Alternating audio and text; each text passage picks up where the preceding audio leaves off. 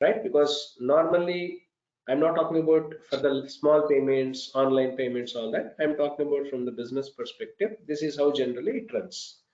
At the same time, whoever is the purchaser must ensure he has to pay whatever the money, whatever the property he has mortgaged, he has to repay the money to his own branch, and he has to get the mortgage and all of the things should be released. Maybe in couple of 3 months or 2 months, there will be some time will be given. So within that time, they have to release that back, right? So this is how generally the large scale transactions and all everything happens. Especially this is the kind of example I'm giving, especially for the people who are from export and import, right? Who do this export and import business and all everything. This is how generally these transactions and all everything will work. It is all working based upon the letter of intent, all that. Now here, now when it comes to the involvement, as I told you, especially in terms of the payment domain, there also, there if you can see the high-end transactions as well as in the basic or intermediary transactions, if you see closely, there will be two people will involve here. One is about a person who wants service, and second a person who is providing the service.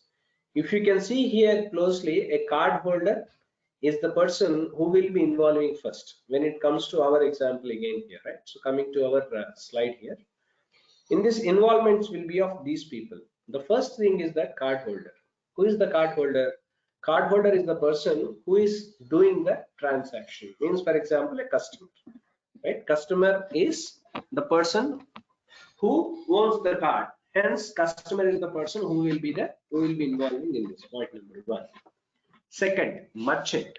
To whom is he paying? These payments and all everything, they may be paying online or they may be paying retail, as I told you, right? So in the last time, if you can see, direct physical transactions can be made by just going to the shop, and he can do this, he can do purchases, or as some purchases and all everything can be made through online as well. So either way, either that or this, there will be a merchant, right? Merchant means person who is selling goods and all everything to us. At the same time, that merchant will have a bank account, right? That merchant will have a bank, because necessarily need not be the same bank is what we have. Because I'm managing, for example, I'm using ICICI, right? For example, then merchant may be using an Axis Bank, right? So two different banks will be there. It happens, right? So because it will not be the same bank all the time.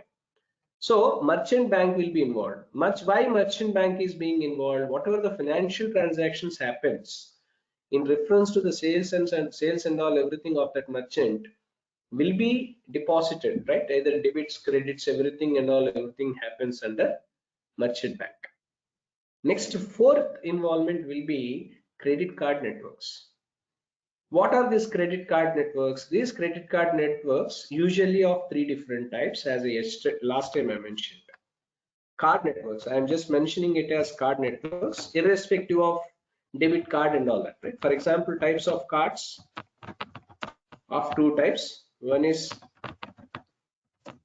credit card and second is debit card. So generally we have two. So credit card means where credit will be given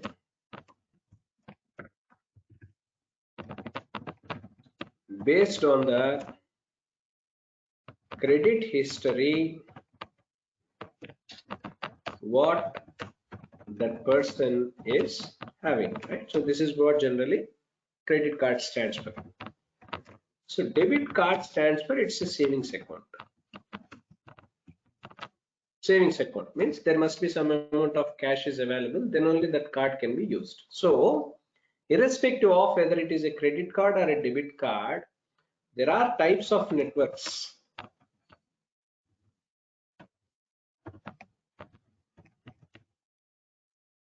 In cards are divided into three different parts. One is Visa, second is MasterCard, third is RuPay cards, right? So there will be three different cards will be there. One is Visa card,